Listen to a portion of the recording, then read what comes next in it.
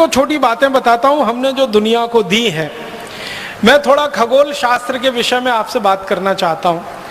हम खगोल शास्त्र के बारे में कोई भी ज्ञान, जैसे सौर मंडल है, सूरज है, पृथ्वी है, सूर्य के बहुत सारे ग्रह हैं, ग्रहों के बहुत सारे उपग्रह हैं, इन सब के बारे में जो भी ज्ञान पाते हैं या हमने जो पढ़ा है बचपन से, तो दो ही नाम हम जानते हैं, एक तो कोपरनिकस और दूसरा गैलीलियो।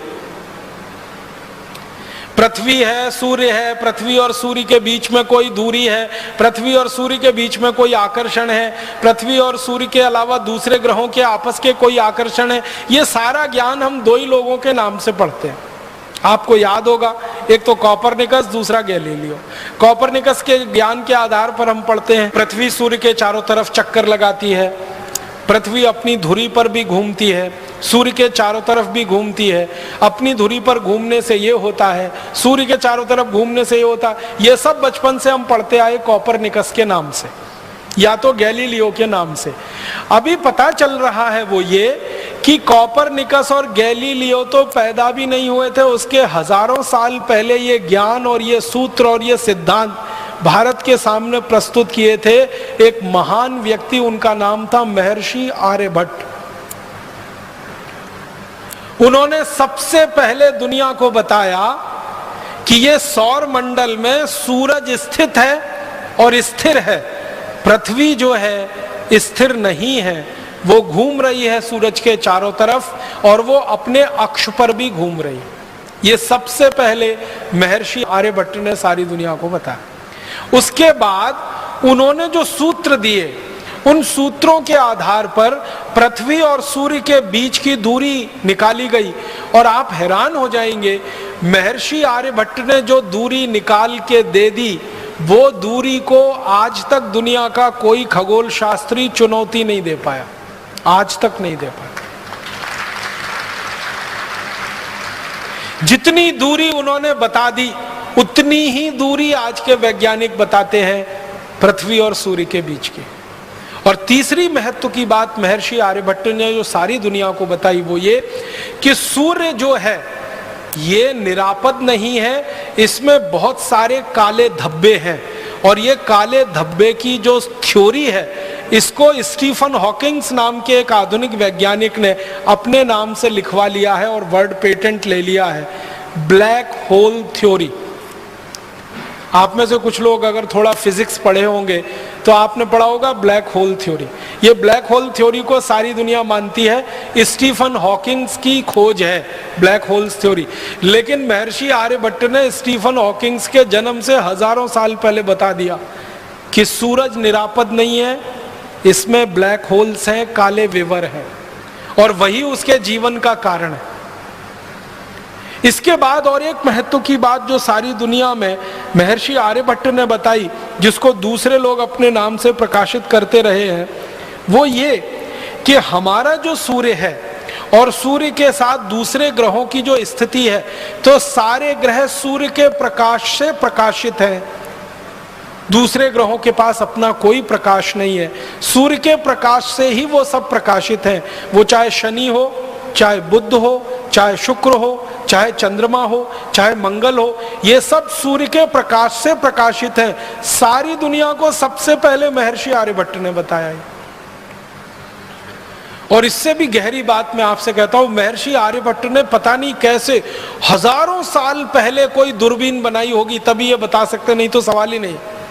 महर्षि आर्यभट्ट ने बताया कि शनि के 5 उपग्रह हैं, पूरी दुनिया को पता चला।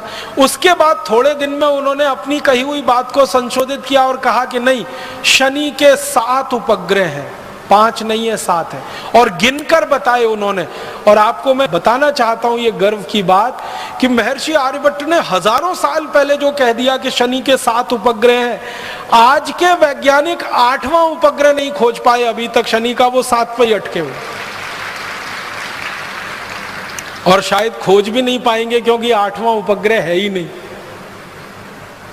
होता तो वो खुद ही बता के चले गए। अब मैं आपके ध्यान को आकर्षित करना चाहता हूं कि शनि के 7 उपग्रह को खोज लेना कैसे संभव है। बिना दूरबीन के तो सवाल ही नहीं उठता, हो ही नहीं सकता। इसका माने बहुत साफ है कि महर्षि आर्यभट्ट ने दुनिया की सबसे पहली दूरबीन बनाई होगी और उससे देखकर यह बताया होगा, और सारी दुनिया में दूरबीन बनाना लोगों ने उसकी नकल करके सीखा होगा। महर्षि आर्यभट्ट ने एक पुस्तक लिखी है, बड़ी पुस्तक है, बृहद संहिता उसका नाम है, और एक दूसरी पुस्तक है आर्यभट्ट संहिता उसका नाम है। इन दोनों पुस्तकों में सैकड़ों नहीं हजारों सूत्र हैं सूरज के बारे में, चंद्रमा के बारे में और दूसरे ग्रहों के सूरज के अंतर संबंधों के बारे में। और आप जानते हैं सबसे पहले दुनिया में ग्रहण के बारे में, चंद्र ग्रहण होगा, सूर्य ग्रहण होगा, इस तिथि को होगा, इस दिनांक को होगा, इस साल में पड़ेगा, ये सारे के सारे ठीक ठीक गणनाएं सबसे पहले शुरू किया महर्षि आर्यभट्ट ने।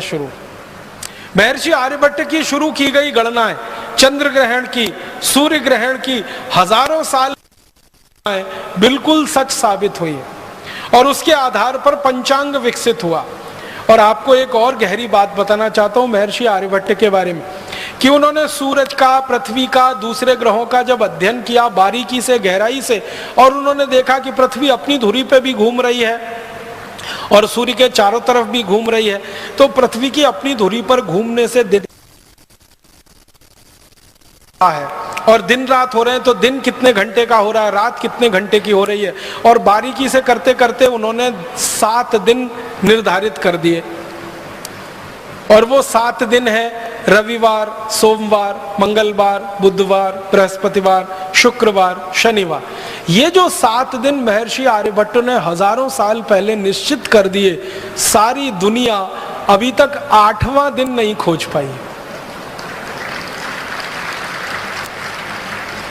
जो 7 उन्होंने हजारों साल पहले कह दिए, वही 7 दिन पूरी दुनिया इस्तेमाल कर रही है।